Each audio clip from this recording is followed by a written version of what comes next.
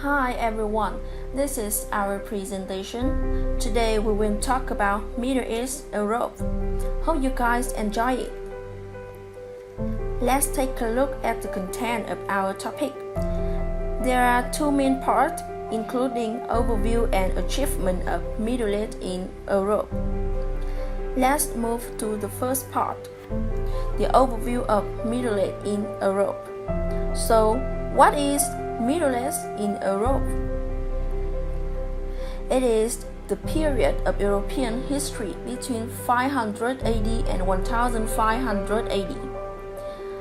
The other names are the Dark Age and the Age of Religions. However, the most common name is Medieval Period and Middle East. Then, you are seeing the timeline of Middle East Europe. There are three periods: Early Middle East, High Middle East, and Late Middle East. Next, I will give you more detailed information about each period. The first period is Early Middle East. The Early Middle East, lasting from the 5th to the 10th century CE, marked the start of the Middle East of European history. The period began with the fall of the Roman Empire in 476 CE. It saw a continuation of trends begun during late classical antiquity, including population decline, especially in urban centers, a decline of trade, and increased immigration. The period has been called the Dark Age. In 800, the title of emperor was revived in Western Europe by Charlemagne, and Europe returned to systematic agriculture in the form of the feudal system. Following this, it is High Middle East. The High Middle East was the period of European history around the 11th, 12th, and 13th centuries. Key historical trends of the High Middle East include the rapidly increasing population of Europe, which caused great social and political change from the preceding era. After 1000 CE, Europe saw the last of the invasions and became more socially and politically organized. In the 11th century, populations north of the Alps began a more intensive settlement, targeting new lands, some of which area had reverted to the wilderness after the end of the Roman Empire. The Catholic Church, reaching a peak of its political power at this time, called armies from across Europe to a series of crusades against the Seljuk Turks. The Crusaders occupied the Holy Land and fought the Crusader states in the Levant. Otherwise led to the Northern Crusades, while Christian kingdom took much the Iberian Peninsula from Muslim control, and the Normans colonized southern Italy. On part of the major population increase and resettlement patterns of the era. In 12th century, the Renaissance, including the first developments of rural aqueduct and urbanization, happened. This trend followed in the late Middle East due to a series of calamities, notably the Black Death, but also including numerous wars and economic stagnation. However, this period produced many different forms of intellectual, spiritual, and artistic works. The last period is Late Middle Age. The Late Middle Age was the period of European history generally comprising the 14th and 15th centuries. Around 1300, century of prosperity and growth in Europe came to a halt. A series of famines and plagues, including Great Famine and the Black Death, reduced the population to around half of what it was before the calamities.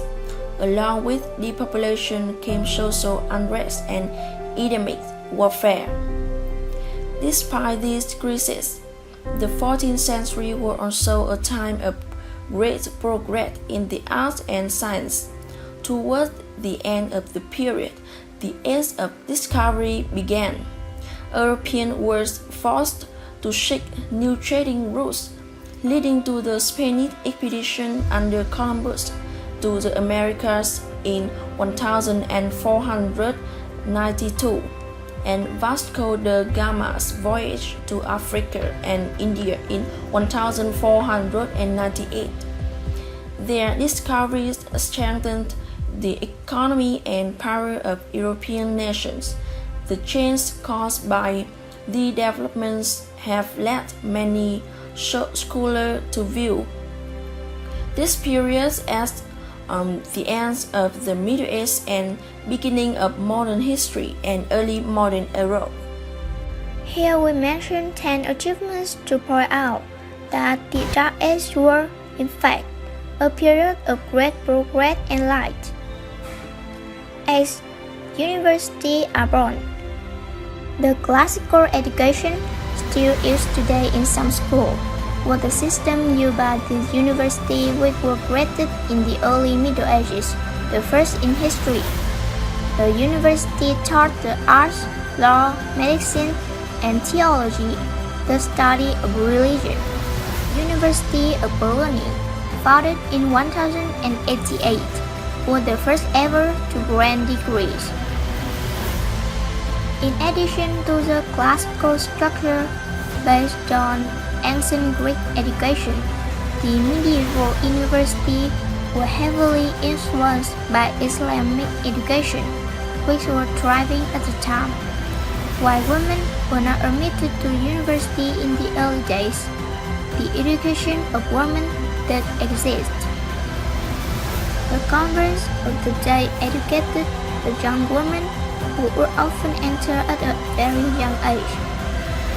One such woman, Hildegard van Bingen, was one of the most celebrated women of the medieval era, who had great influence over the men in power at the time.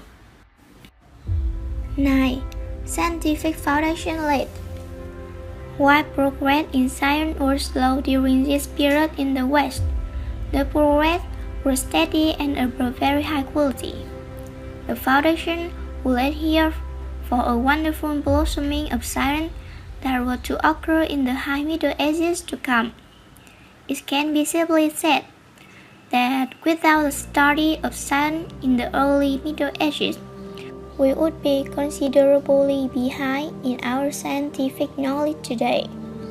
Roland Numbers, professor at Cambridge University, has said, notions such as the rise of Christianity kindled up ancient science, the medieval Christian church spread the growth of the nature sciences, the medieval Christians thought the world was flat, and the church prohibited autopsy and dissection during the Middle Ages are examples of widely popular myths that still pass as historical truth, even though they are not supported by historical research. 8. Carolingian Renaissance. The Carolingian Renaissance was a period of advancement in literature, writing, the arts, architecture, jurisprudence, liturgical, and scriptural studies, which occurred in the late 8th and 9th centuries. Carolingians were French, and the most well-known is Charlemagne. The Carolingian Empire was considered a rebirth of the control of the Roman Empire. At the time, Roman lands were beginning to be replaced by various dialects as the main spoken languages in Europe, so the creation of schools was vital to spread knowledge further among the common people. It was also this period which gave us the foundation of Western classical music. 7. Byzantine Golden Age. Under Justinian, this period gave us the Corpus Juris Civilis, body of civil law, an enormous companion of Roman law. Literacy was high, elementary education was widespread, even in the countryside. Middle education was available to many people, and higher education at the Khyber Bar was also widely accessible. In the Byzantine Empire, during this period, we saw a massive outpouring of books, encyclopedias, lexicons, and anthologies.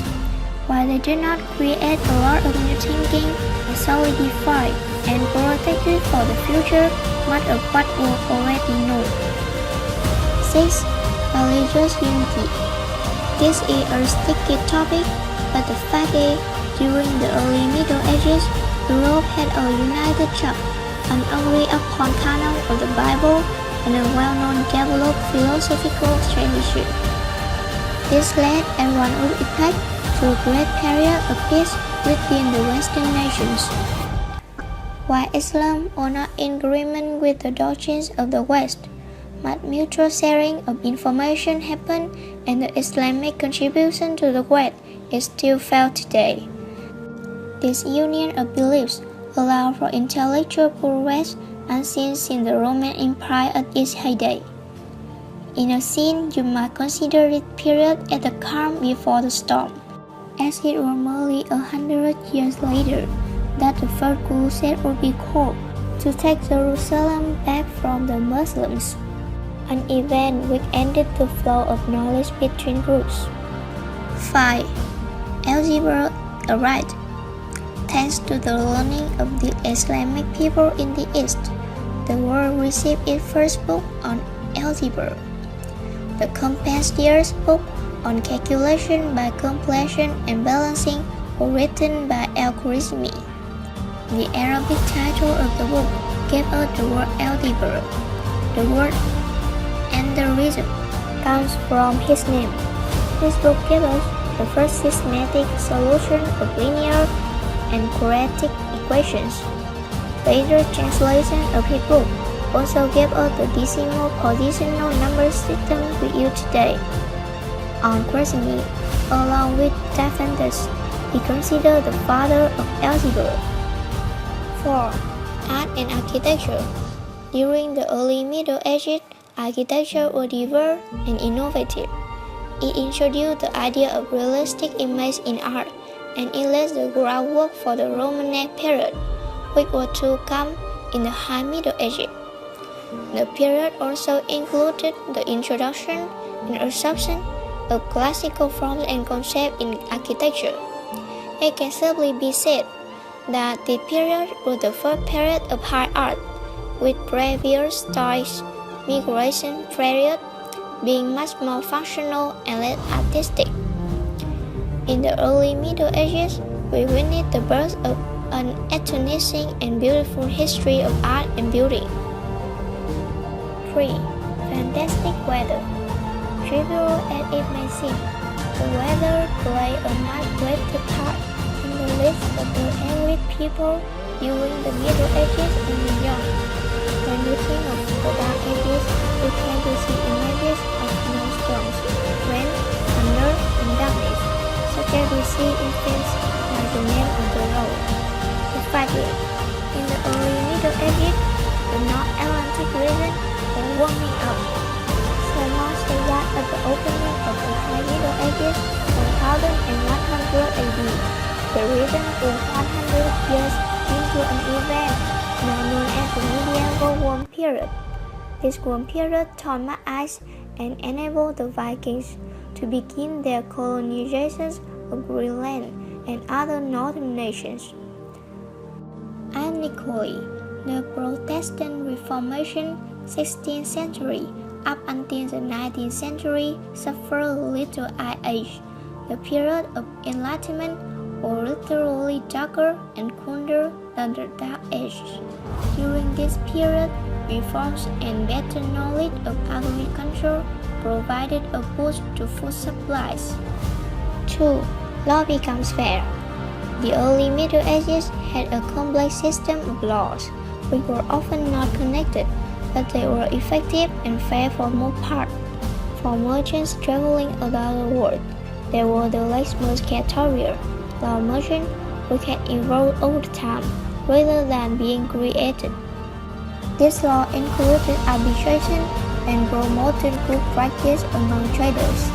At the same time, Anglo-Saxon law was formed with a focus on keeping peace in the land.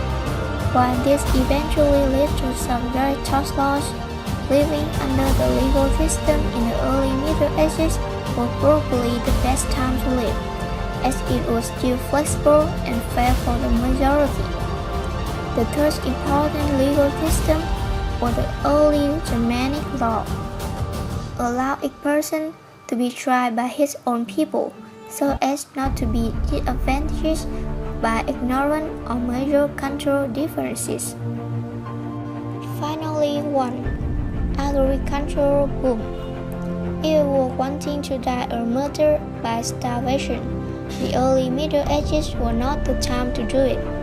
As a consequence of the excellent weather and greater agricultural knowledge, the West did extremely well, and thus were in right use in the Byzantine Empire. Feudalism in other parts of the world introduced efficient management of land, and massive surpluses were created so that animals were fed on grass and not grass. Public safety was also guaranteed under the feudal system, and so peace and prosperity were the lot for most people. Thus is the end of the main parts in our presentation. You can find more information in our references list. Thank you for listening. Bye.